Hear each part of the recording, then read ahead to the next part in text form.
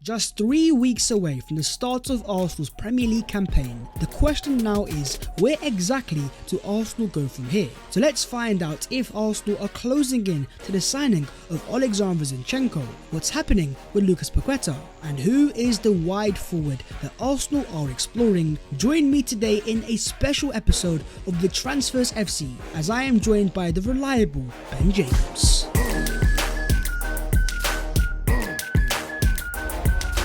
Yo, what is going on, guys? My name is Baz14. Welcome yourselves back to your boys channel and a special video today. So I hope you enjoy. If you do, smash a like, subscribe if you are new, as we are on the road to 200,000 subscribers. So join the Team 14 revolution and let's get into some Arsenal transfer news. Right, guys, we are joined by Mr. Ben himself, Ben Jacobs, in the car. Amazing journalist on CBS Sports Golasso. How are you doing, Ben? Thank you very much for coming on.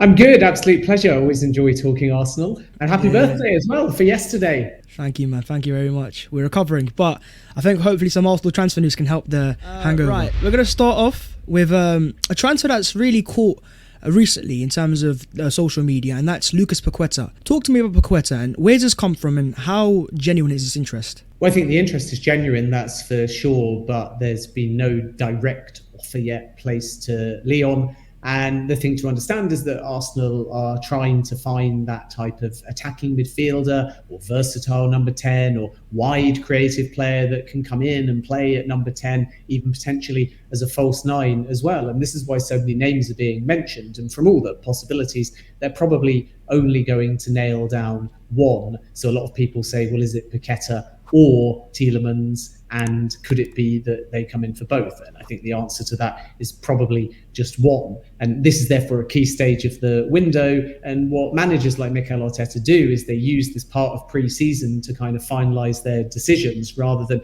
just getting everybody in before you have pre-season, which is what maybe fans want. It's actually logical to get a few top targets like Gabriel Jesus, and then from there, use pre-season to work out who exactly might be the right fit based upon what you've got. And with Paqueta, he's more of a number 10. He's extremely creative. And I think the Arsenal fans would be very excited by the signing. The challenges, though, one is the price. So Lyon have been holding out for as high as 80 million euros back in January. The price, as I understand it, from speaking to people close to Paqueta and his agent as well, will actually be a little bit lower.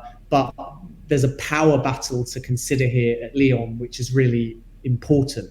So there will be a new majority shareholder at Lyon, an American named Textor. The dynamic is whether Jean-Michel Aulas, as president at the moment, is going to be able to sell Paqueta because the player actually quite fancies a move to the Premier League, or whether Textor, who thinks that he can directly value the player as part of a long-term strategy to kind of take on PSG, is actually going to be able to have some say. And then from Arsenal's point of view, they're purely going through the agent. They're trying to get buy-in from the player, and they're working out what a deal might look like before determining whether they're going to place an official bid. So interested is entirely correct. And although you may read in places that Aulas has said there are, quote, offers, that's not yet in a formal sense from Arsenal. They've not discussed the financials, I should say. They've not thought yet about how they're going to piece a bid together, simply because it's one option at a high value end weighed against other potential targets. So it's not like they've even said yet Paqueta is our only one or is our priority. He is a name that they are giving serious consideration to, and there's pros and cons to the deal. But I think that if it was to come off, it would be very exciting. But there's probably at this stage easier targets to get over the line, Zinchenko being one of them, and cheaper ones to get over the line, Tielemans being one of them. We're linked to Zinchenko because that's really breaking through right now, that apparently Arsenal are closing into that transfer. Now, he is a left back, obviously, for Man City, but he's able to play in midfield. Would signing a Zinchenko then eliminate the chances of a Paqueta, or is it Paqueta plus a Zinchenko or a Tielemans? Well, I think, as you say, it depends on where Zinchenko fits within the Arsenal system, and he can play at fullback and in midfield. And I think that there's definitely an ability for Arsenal to bring in two, because let's not forget that Arsenal were looking at Rafinha first and foremost. and they'd allocated the best part of 60 million for that type of player. And therefore, Paqueta Zinchenko seems to me, having watched them play, that is possible. Now, whether Arsenal choose to pay the money for Zinchenko alongside the pretty high transfer fee for Paqueta remains to be seen. But if we're purely talking about fit and system, then yes, they could work together. But I think from Tielemans' perspective, it's more interesting, because if the ability to use Zinchenko in midfield or left back allows Arteta that versatility and makes him feel that there's enough depth there, then when you factor in Vieira's arrival, that's where a player like Tielemans might again go on the back burner. But make no mistake, Arsenal have never told Tielemans that a deal is off. They've just made it clear that they're assessing their options. But from Tielemans' point of view, he has to at some point resolve his future in a World Cup year. Whereas with Paqueta, he's not going to be short of options. And I think deep down, even though he's sort of intimating to Lyon that he wants a fresh challenge, he's also pretty happy at that football club. And again, Tielemans would prefer to leave Leicester. As with Zinchenko, that's a deal that's out there on the table now. Arsenal are working on it. They have been in contact with Manchester City and learnt that City are open to a sale, providing the valuation is met. I think that Manchester City are negotiating relatively hard. And even though actually I think Arsenal got quite a bargain fee for Gabriel Jesus, it may not quite be the case with Zinchenko as well. But Arsenal are going to move quicker on Zinchenko, I think, than Paqueta, solely because they've missed out on Ajax's Lisandro Martinez, who will now join Manchester United. And we can talk a little bit about that deal and what happened maybe a little later in the show. The advantage is obviously the fact that Arteta knows Zinchenko and vice versa, and they have a strong, not just professional, but personal relationship, which could be key to negotiating on this deal. So my understanding is that personal terms will not be a problem. Zinchenko is very open to the move, and it'll be interesting to kind of see how it's sold to him, because as you say, he's been playing left back at Manchester City, but for his country, he's been playing in midfield, and it's that versatility that clearly of appeal to Arsenal. So I think you could see a logic of Zinchenko plus Paqueta, but not necessarily Zinchenko plus Tielemans. And Tielemans will therefore have to watch very closely and see whether this finally ends Arsenal's interest. But, make no mistake, Arsenal are still with Tielemans, keeping that deal on the table. They're still in talks through an intermediary about a price potentially with Leicester, and this is normal for the transfer window as well. So I wouldn't rule out that deal at this stage. It's never cooled off to the point where Arsenal have ended it, but Zinchenko is the priority transfer on the table at the moment. And then if they can get that one over the line, we'll see whether Arsenal then proceed with Tielemans or intensify the Paqueta deal if negotiations, particularly around price, are possible. But Zinchenko, I think at the moment, is the sort of number one Arsenal target. Now we know that Martinez is off the table, and with that deal, by the way, just to move on to it, another thing that I would say, which is really important, because as ever, you're going to get Manchester United fans celebrating it and pointing to the Ten Hag relationship. And that's all very true, but it was a very open race for a very long time. It wasn't so much that Arsenal felt that the player would only pick Manchester United, because he was also very impressed by the pitch given to him by Arteta. It was more the fact that Arsenal, as ever, are about value in the market. Arsenal were not prepared to get into a bidding war, especially knowing about that relationship between Ten Hag and Martinez. But if Arsenal get Zinchenko and Jesus with Vieira and Marquinhos, that's a good core. And then, is there still a little bit of money to come in and get that flagship sort of creative player, which was originally being spoken about with Rafinha? And if so, I think Arsenal will have had a very good window. The Paqueta links make me think that Arteta wants to go for a more attacking number 8 type of player. And Tielemans isn't quite that. He's a bit more box-to-box, a bit more defensive as well, a bit like Xhaka, but slightly better. With Paqueta, it's sort of important to look at where he likes playing. So Arteta might see him as being developed into a number 10, Paqueta himself, his absolute favourite position, is actually as a left central midfielder, and he's had that versatility in his career to move around. But just worth noting that he's on record as saying that left central midfield is actually his top position. That's because you mentioned that left central midfield. That's exactly what we need. Because we've got the right side with Odegaard and Vieira. That left-hand side, Xhaka's not quite at profile, and we were thinking that might be Tielemans, but even he's played more on the right-hand side for Leicester as well. So the fact that you mentioned that Paqueta likes to play on the left-hand side kind of makes me think I can see why Arteta wants him now. To play in the midfield three, and then I think Zinchenko might play as a left-back, but more inverted, so he's basically playing in midfield anyways. Are there any other midfield names that we maybe not been reported right now or as big right now around social media that Arsenal might have interest in? Nothing major at the moment. The priority, as you say, will be around the kind of targets that we've mentioned. So Zinchenko either left-back or inverted left-back, and then Tielemans in terms of still on the table as a more straight midfield option, and then Paqueta kind of attacking midfielder. Still keep an eye out on the future of Matheus Nunes, who is a very good young midfielder who was linked with Chelsea, but the agent sort of said there's no real interest there, but has pointed out that 3 or 4 Premier League clubs have at least inquired.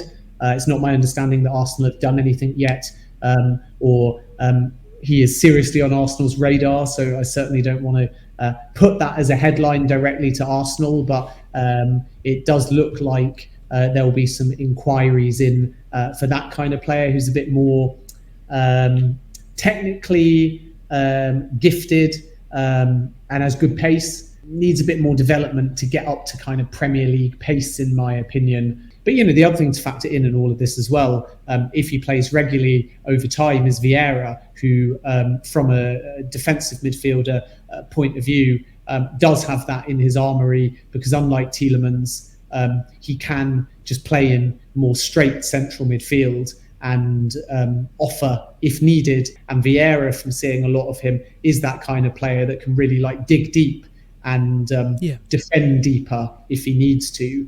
And that is an unsung part of the game that is not really being reported. All right, Ben, let's move on to the wide forward. We tried to sign Rafinha. He's not going to Barcelona, so that's off the cards. What other wide forwards have Arsenal had interest in or tried to go for? Because obviously Gnabry's now staying at Bayern, having apparently signed that new contract or about to sign that contract.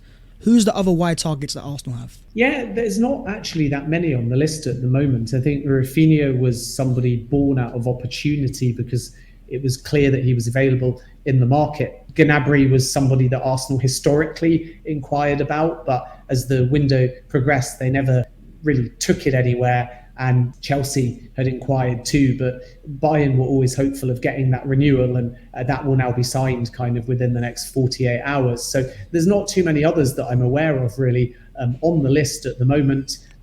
Paqueta is still potentially a player that could be asked to play in a more wide position, but he sort of is more of that creative player that will move around the kind of midfield ranks. There's some smaller names in terms of depth that Arsenal could look at. Maxwell Cornet is one of them, who will be available for around 20 million, and there's a few other clubs interested in him. Emmanuel Dennis is another one to keep an eye on. Newcastle are also chasing him as well. He, for me, would be a very good signing. Offers that sort of width. One of the few shining lights for Watford last season, despite the fact that they got relegated. Maybe the final one, just to keep an eye at, Arsenal would probably be the most excited from all the names that I've mentioned so far, is Diaby. It's a difficult one because there's no kind of move being made yet. And actually, Newcastle, again, are the ones that really have gone quite advanced in their inquiries here. And the price is the big target, really, with Diaby. He's a name that Arsenal have explored without really doing anything yet with. And I know that will frustrate fans because that's been a very familiar tale, especially in the January transfer window. Leverkusen originally would intimate that 45 million plus add-ons might do it. And as interest has grown, so has the transfer fee. If Arsenal find Zinchenko to be a transfer they can get over the line, and with the fee already paid for Gabriel Jesus, is all of that transfer fee allocated for Rafinha still there?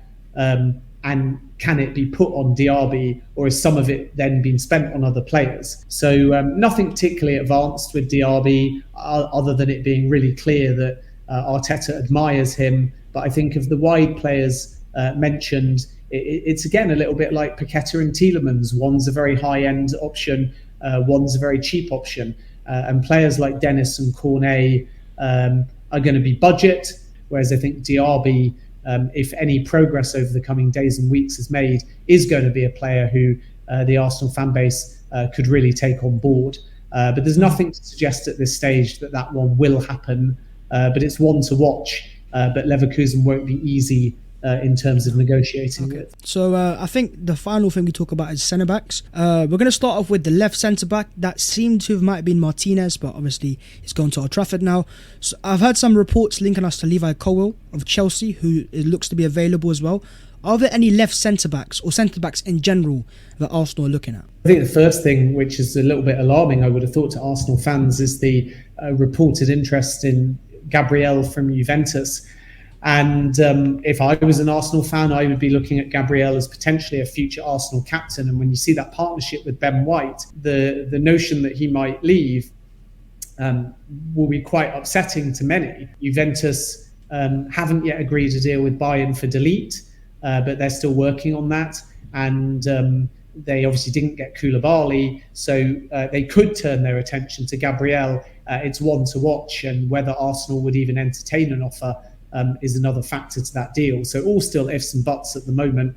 But obviously if he goes, then the centre-back is going to be something that Arsenal need to ramp up their efforts on. Levi Colwill, I think, is a big ask for Arsenal to get. Leicester, Southampton have already inquired, and even though Arsenal would fancy their chances against those two clubs, the challenge is more the fact that Colwill hasn't actually asked to leave the club. He just wants to know where he stands, and in an ideal world, Chelsea would probably rather entertain a loan deal. And if Colwill says, right, I don't want a loan deal, I just want out, then a race for the permanent signature of Levi Colwill, Arsenal then might fancy themselves. But if it's a loan deal, I think that it's not going to be Arsenal who win that for a variety of reasons. William Saliba, new contract.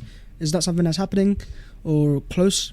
From Arteta's point of view, he wants the player, and he's seen what he's done at Marseille, and they need that depth. But I think that Saliba's still really unsettled, and there was definitely a point where he just thought that he was going back to Marseille. He liked it there. He did really well there. And then obviously in the space of kind of 24 hours, we saw managerial change at Marseille. Integration is really the key word. Because if you're Saliba, you're not going to sign a new deal unless you feel fully integrated at Arsenal. It's kind of use him or bust now. That's my impression talking to people at Arsenal over the situation. Saliba's point of view, I think, he's just like, well, I think I did well enough to warrant being in a starting 11. And that's the big debate now. Where does he fit in the Arsenal team? Can he be integrated in the Arsenal team? And that question needs to be answered first before a contract can just be stuck on the table and signed. Okay, that's perfect. Thank you very much for coming on the channel.